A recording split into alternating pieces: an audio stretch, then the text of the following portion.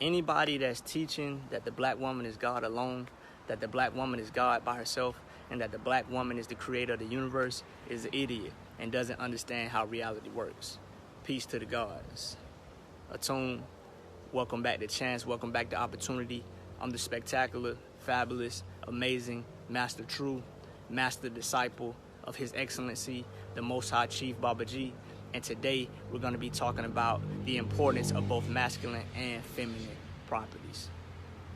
You can't have one without the other. The black man and the black woman are both equal in value, but we are not equal in function. The male has a specific role. The woman has a specific role. Just because the roles are different does not mean that one is more superior or one is inferior to the other. What it means is that in order for us to exist, we must play these roles as two components of a larger whole, two frequencies of the same thing. And when you look at it from a biological standpoint, right? The black woman has egg cells, and these egg cells are dormant. They're just sitting there. It's not until the sperm cell comes and sparks the egg cell do you begin to see the development of that egg, the development of cells. So to say that the black woman is God alone completely disregards the biological functioning of the male, the biological functioning of the sperm cell. If you look at what you are biologically, you are an expression of DNA. You are an expression of genes. You are a genetic code. You are a readout of genes. And where these genes come from, where this DNA comes from, is 23 chromosomes from your father contained in the sperm cell, and 23 chromosomes that were contained in the egg cell. And these 23 chromosomes came together to create 46, which are you. You are literally your mother and your father put together. So to say that you came from your mother is just a subjective opinion that completely disregards the objective scientific evidence of the creation of human beings and the establishment of a genetic code. A genetic code is not just established by the woman alone.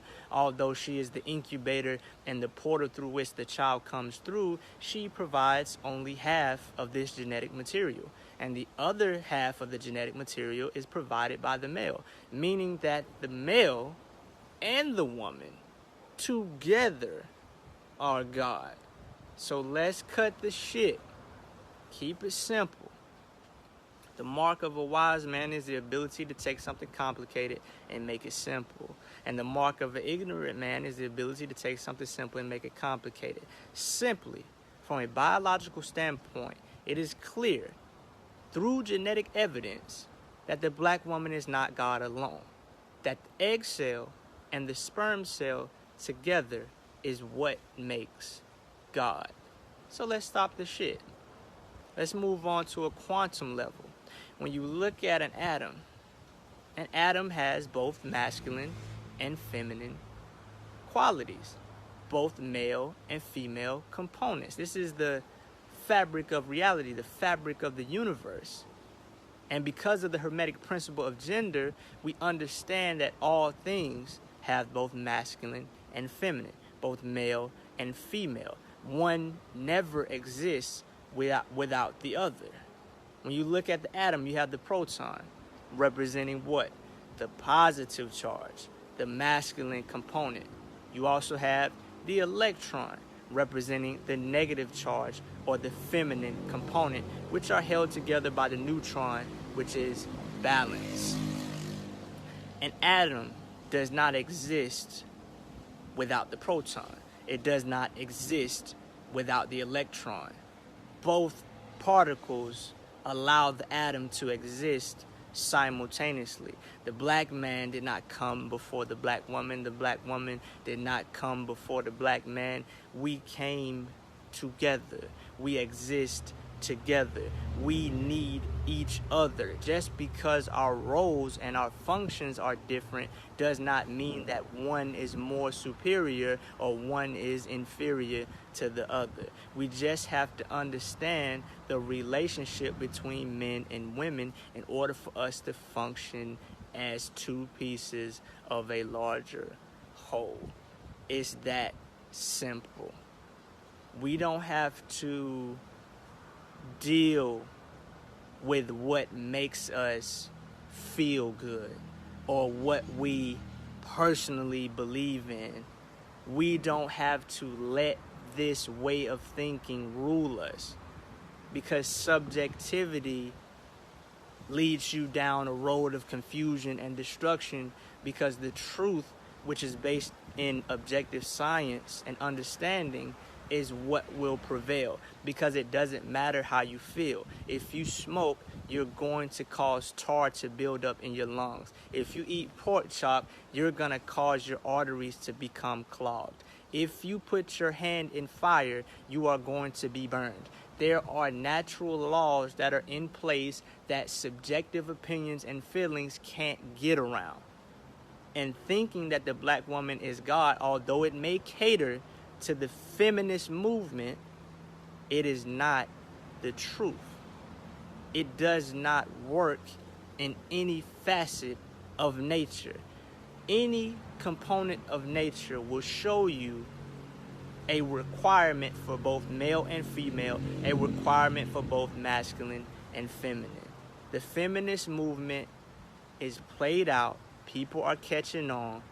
It's a fake, fabricated, false sense of power that only exists in a world that allows women to have this idea that they don't need a man, when in actuality, it is a man that is behind this false sense of power. Because women in Babylon do not do what men do. Although they may have jobs that men have, they don't provide water for themselves. They don't provide electricity for themselves. They don't police themselves. They don't protect themselves. They don't defend themselves. But this is a part of the game. Giving women a false sense of power is what allows them to feel like they don't need a man, which continues the division and the separation between men and women that allows the government, the governing forces of that world to stay in power. It's okay. The truth always prevails. So in summary, the reason why the black woman can't be God alone, the reason why the black woman isn't God by herself from a biological standpoint, is because the male component, the masculine energy of the sperm cell, is required in order to form another human being with the egg cell. And when you look at the fabric of the atom, a proton and an electron are both necessary. So let's cut the shit and let's just be honest. Let's be real. God is perfect balance between both masculine and feminine, male and female. You can't have one without the other. Both are equal values of two different functions, two different vibrations, two different frequencies, two different components of the same thing. Peace to the gods. I love myself.